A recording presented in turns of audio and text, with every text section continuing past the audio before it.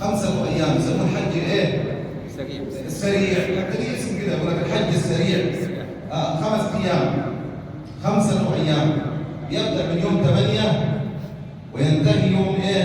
13. 5 أيام بالضبط. يسموه الحج. يروح هو يعيش إلا 5 أيام فقط في مكة ويمشي بعد كده. الحج السريع أسرع من كده ما فيش أبدا ثاني. 5 أيام.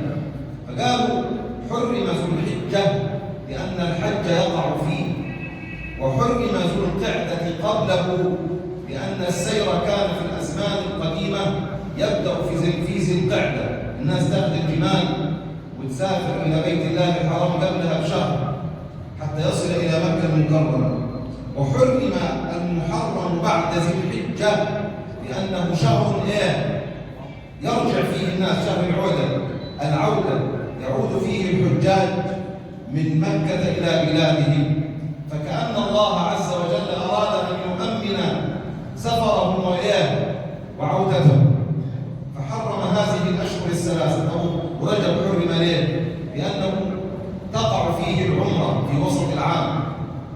شهر رجب تقع فيه العمرة في وسط العام، فكأن الله عز وجل أراد أن يحرم هذه الأشهر ليضمن سلامة الحجاج والمعتمرين.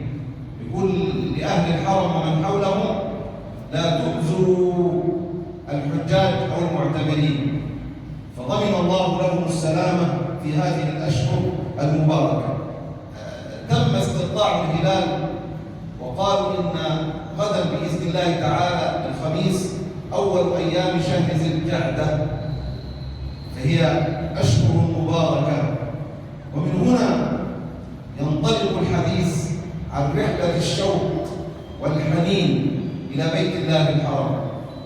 رحلة الشوق والحنين إلى بيت الله الحرام.